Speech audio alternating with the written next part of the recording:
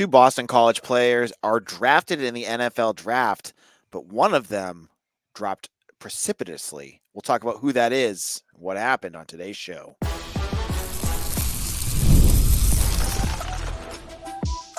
You are Locked On Boston College, your daily podcast on the Boston College Eagles. Part of the Locked On Podcast Network, your team every day. Hello, everyone, and welcome. This is Locked On Boston College. I am your host, AJ Black. Happy Monday, everyone.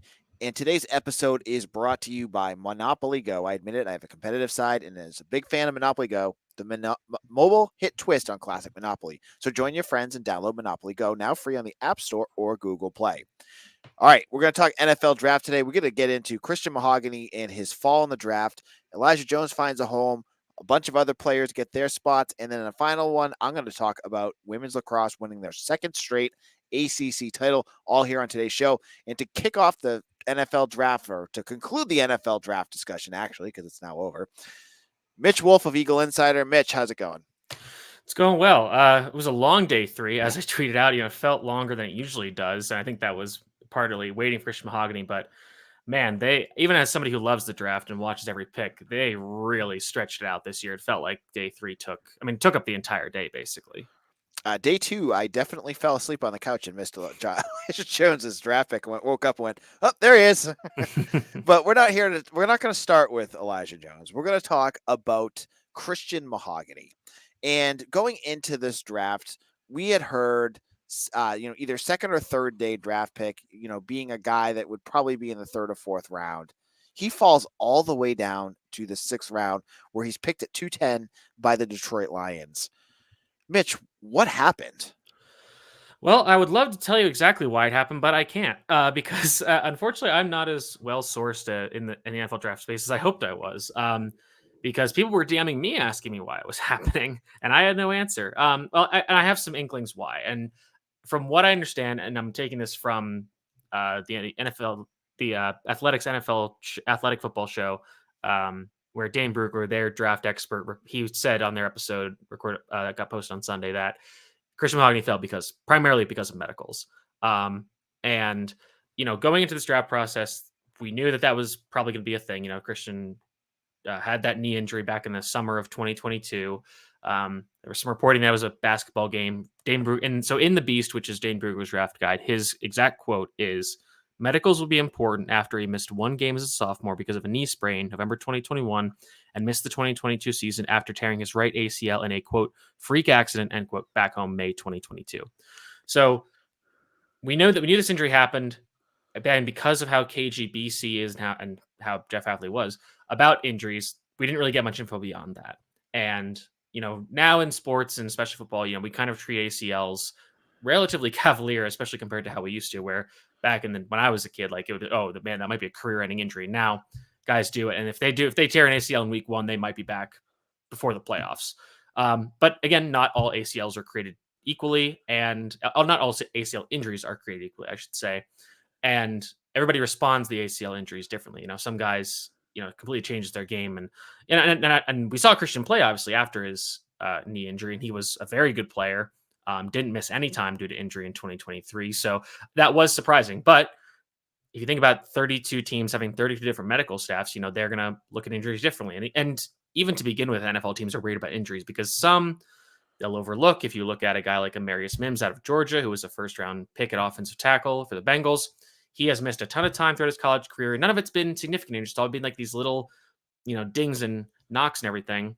But he's missed a lot of time. And frankly, I'd be more worried about that coming back to the NFL, where if you're just always hurt, that's more concerning. Whereas if you just have one freak injury, that's, more bad luck than anything. And they wouldn't overlook that. Whereas if you look at a guy like, I'll take one from the Steelers, Peyton Wilson, who was a linebacker for NC State. They picked him at the end of the 3rd round. And if you do any research on Peyton Wilson, you'll know that he has one of the longest injury rap sheets you'll ever read. I think he's torn both his ACLs. She's had, I think, 3 surgeries on both of his shoulders. And I believe, and according to Ian Rappaport of the NFL Network, apparently he does not have an ACL in one of his legs. It's just been obliterated beyond repair. And you can still play football with that, which is incredible to me. But he still gets picked in the 3rd round, which is, again, weird. So, the injuries things are just hard to predict because some teams really care, some don't. And then obviously every team values players differently. So I think it was just kind of a perfect storm of negative factors of him having this injury that maybe got flagged, him not being a perfect scheme fit for every team, and maybe let's just say like half the league kind of has him a lot lower on their board because okay, he doesn't fit well in our scheme. And the Green Bay Packers are a great example. I know Jeff Hafley's there, but he's a first year defensive coordinator. He probably doesn't have a lot of input on the draft process, especially on well, probably on the defense he does because the two defensive players they picked the second round, I thought would be perfect fits for him. But Christian Mahogany doesn't fit the Packers offense. They were a lot of outside zone, a lot of wide zone, a lot of move, a lot of plays like that. And Christian Mahogany's just not as great of a fit for that. Let's just say that he's off the board for like or very low on the board for like 16 of the 30 NFL teams. And so the 16 teams remaining, how many of them need guard help? And how many of them are still willing to use a draft pick on it? How many of them are willing to use a draft pick on a player who I would say is pretty much limited to playing guard. And I think we saw a few players go ahead of him that might be more versatile. They can play guard and center. They can play guard and tackle. And I mean, I haven't seen Christian snap. I don't think he's really ever done it. And one thing that I've seen mentioned in some of his scouting reports from other people is that they're concerned about his lack of flexibility. And if you watch how he gets in a 3-point stance, that those fingers are sometimes just not touching the ground. So, that's an issue for center. I think he has the length to play tackle, but he just hasn't really done it. And he doesn't, height is kind of a wishy-washy thing, but we haven't really seen him play tackle at the collegiate level. I don't think you want him there consistently in the NFL. So just pretty much everything that could go wrong just kind of hit at the same time. And that's why he falls to the 6th round, which, I mean, really sucks just for him financially because, you lose a lot of money going from a late 3rd or 4th round pick to a late 6th round pick. But, I mean, I couldn't really think of a better situation for him to go to than the Detroit Lions. So let's talk about that. Now we got a guy with a chip on his shoulder, and you can tell he's probably a guy that's going to want to prove to everyone how, all of the 31 teams that he was, deserving to be drafted higher. Detroit that's their mentality almost. Like that's kind of what Dan Campbell has, drilled into that program is like, we're, a tough team, we're underdogs, we're all that kind of stuff. Tell me why this is going to be a good fit for him. And I know there's some great offensive linemen in Detroit that he can learn from too.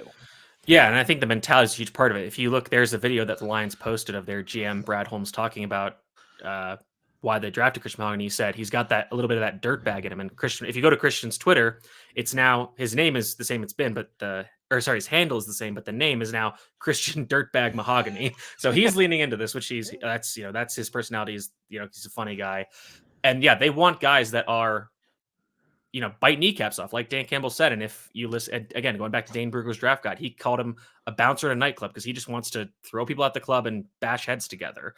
And that's perfect for Detroit's scheme. They want to run the ball, a lot of man gap power schemes. And I know Christian's an older prospect, but if you look at their interior offensive line from left to right, it's Graham Glasgow, who's been in the league for a long time, Frank Ragnow, who is a bit older, but he's arguably one of the best centers in the NFL, and Kevin Zeitler, who they just signed, who's been an excellent right guard in the league for at least a decade now, I think.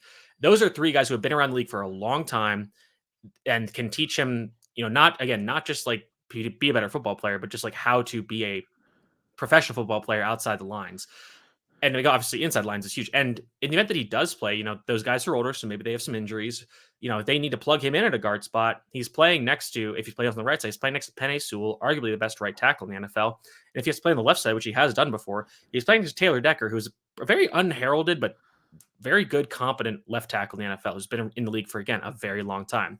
They'll also be they're coached by Hank Fraley, who is a former NFL veteran, played a long time in the league, and is a very well-respected offensive line coach. So, I know it, and it sucks that he fell this far, but I feel pretty confident saying that he's going to be their starting right guard in 2025. And I wouldn't shock me if at the end of the year he was kind of playing more because one of their guys got hurt. All right. In our next segment, Mitch and I are going to go into Elijah Jones and talk a little bit about what happened there. And then a whole host of other Boston College players and former players also are heading to the NFL. We'll look at all of those in just a moment.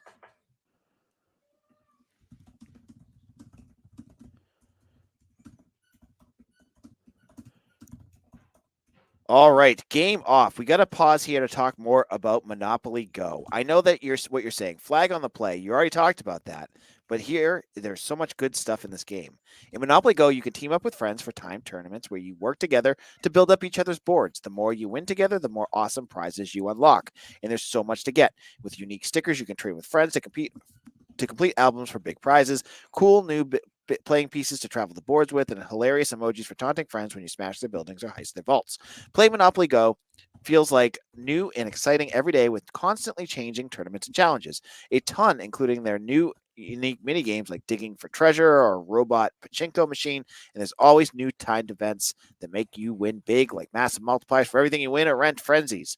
There's always something new and fun to discover in Monopoly Go. So go off to the bench and go download it for free on Google Play or the App Store. Game on. This is Locked On Boston College. I'm your host, AJ Black. Joined us always during a lot of our football talks with Mitch Wolf of Eagle Insider, part of the 247 network. And we just spent 10 minutes talking about Christian Mahogany falling to the 6th round. But one player that fell right where we expected him to was Elijah Jones. Elijah Jones goes in the 3rd round to the Arizona Cardinals. Mitch, what is your impressions on this pick? Yeah, something we talked about in the episode before day 2 of the draft was that it seemed that Elijah Jones was rocketing up boards, which was kind of surprising to me just based on the fact that he had one elite, and it was a great year, elite year. But before that, a little bit up and down, but great combine, seemingly a good process. Luckily, that suspension didn't seem to affect his draft stock. But yeah, I mean, this was kind of right in the range I expected, in that kind of mid to late 3rd round.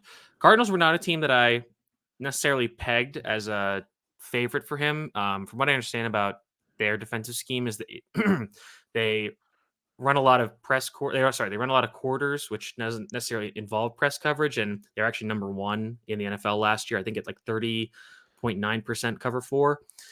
And their second most used coverage is cover 3, which is much more in Jones's wheelhouse. But based on who they've drafted and who they've signed, so they signed Sean Murphy-Bunting from the Titans. He was with the Buccaneers before. They also drafted Max Melton, a cornerback out of Rutgers, in the 2nd round. And then you include Jones in that.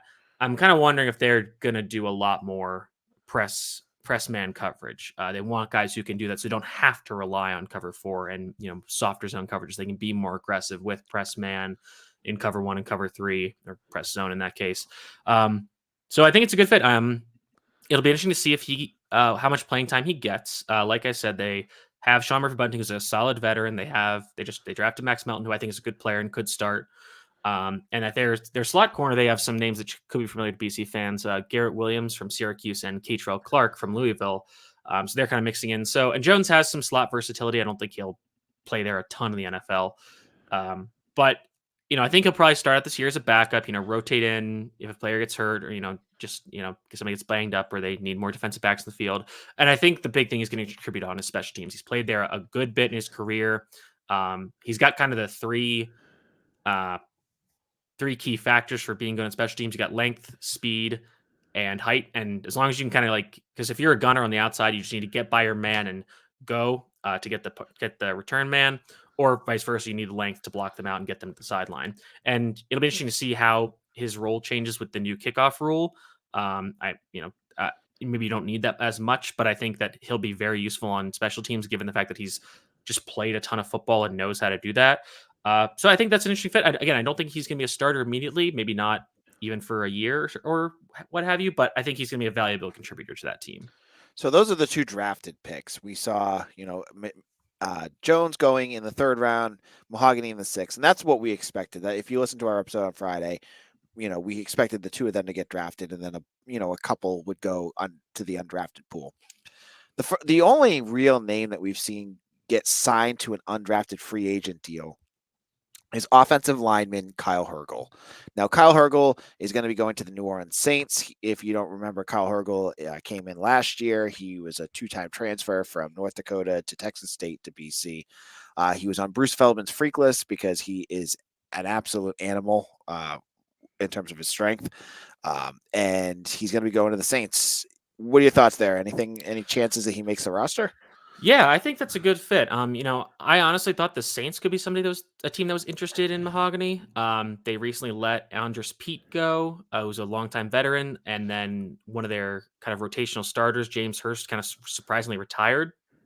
So they're kind of thin at the guard position right now. They still have Cesar Ruiz, who was a first round pick a few years ago, I believe. And then according to our lads, their penciled in starter at left guard is Oli Udo, who has been a backup swing tackle for the Vikings for a long time. Um, so I think Hergel actually has a good chance to make this roster. I need to look at the rest of their UDFA's, but Hergel is, like you said, he mentioned his strength. And the thing that is interesting about Hergel is despite only being 6'2" and 304 pounds, he has pretty long arms for a guy of that size. I want to say they're 32 inches or so, which is not long enough to play tackle. But he also has 10.5-inch hands, which is big. And that's very important for offensive line because it allows you to more easily control your opponent once you get engaged.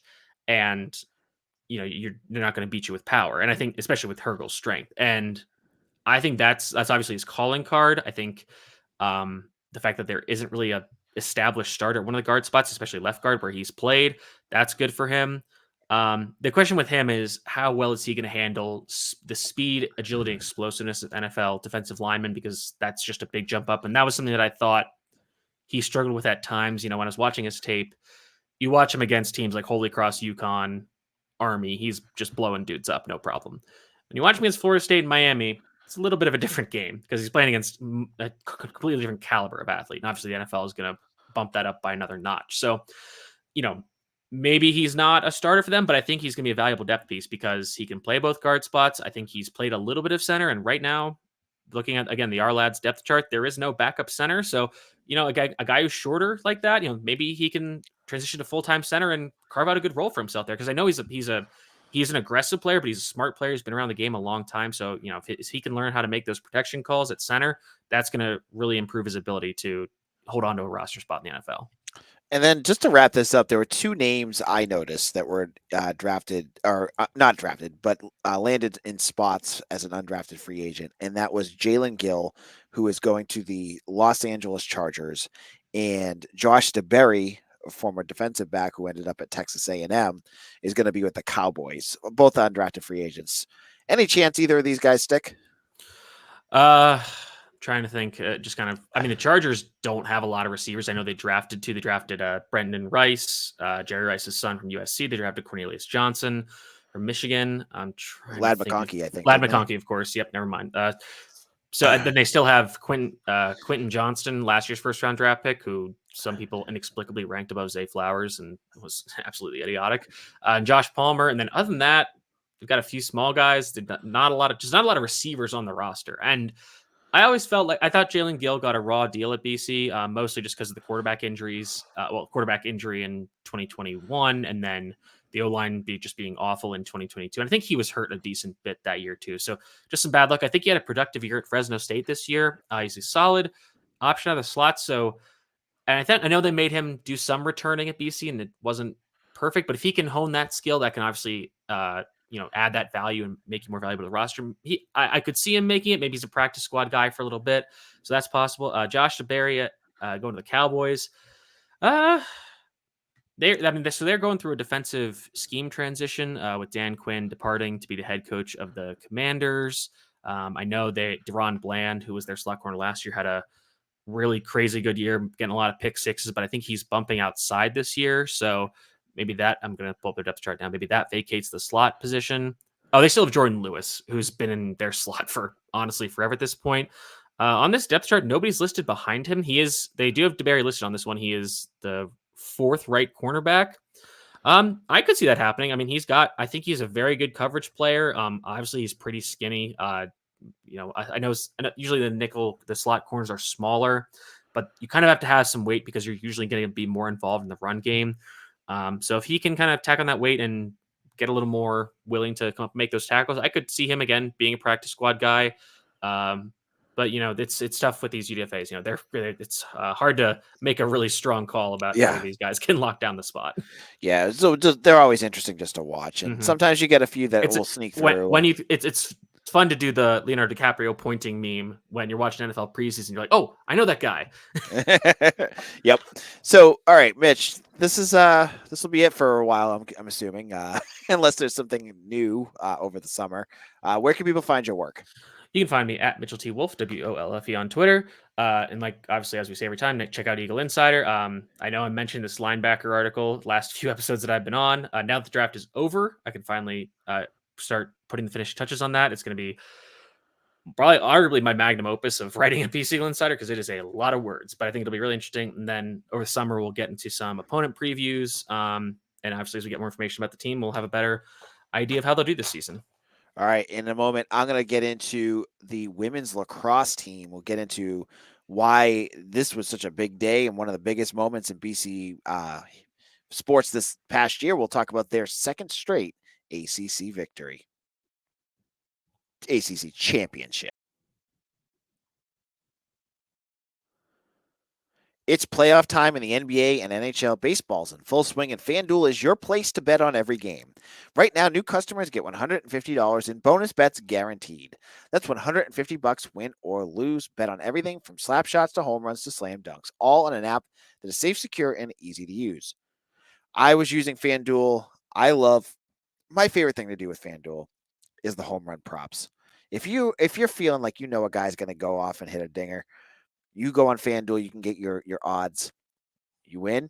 It's a nice feeling right there. So why don't you do the same? Go over to FanDuel, America's #1 sports book.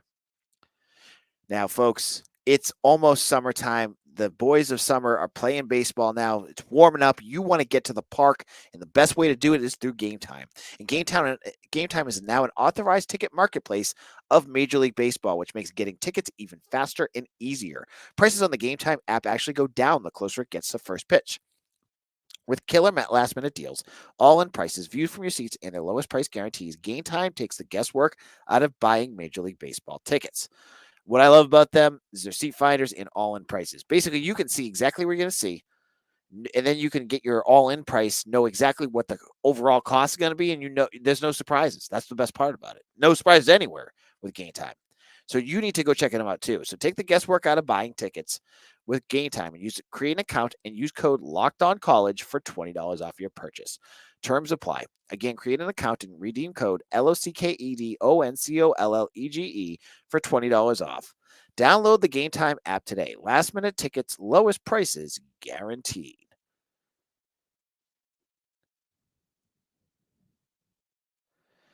This is Locked On Boston College. AJ Black. And we had to kick this off with NFL draft talk, but we're going to end this with the biggest sports news event of this weekend for BC fans, which is the lacrosse team winning their second straight ACC title. For a program that many folks say should not be for a school that should not be in the ACC, BC women's lacrosse have been becoming a blue blood program that should make all Boston College fans proud. And they did it again on Sunday, taking down Syracuse, who has been on an absolute tear. They were the 1 seed and have been rolling over teams in this ACC tournament. They come in, they're playing in Charlotte. BC falls behind early. They were down 5-1 to start this game. To give you some context, BC outscores them from there 14-3. They absolutely smoked them from that point on. They held them scoreless in the third quarter and only allowed 1 goal in the fourth quarter. Kayla Martello, who had 6 goals in this game, scored 4 in the second half.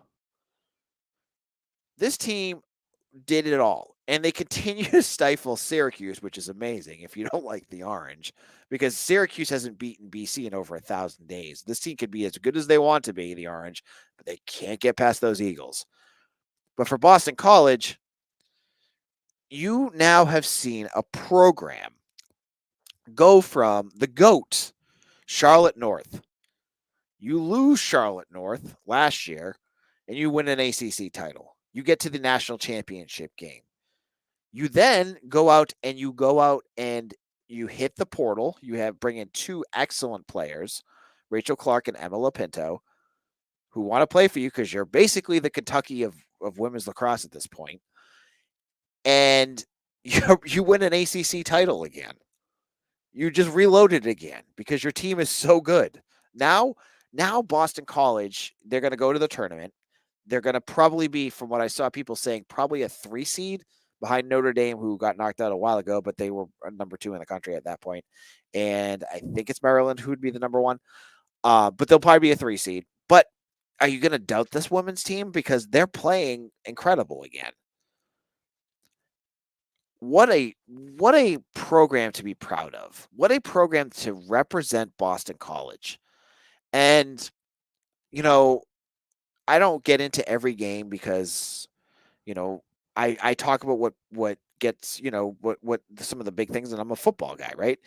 But hey, I pay attention to this. I see the results. This team is exciting. They're playing at an elite level. They bring in stars all the time. They create and recruit stars. They develop stars.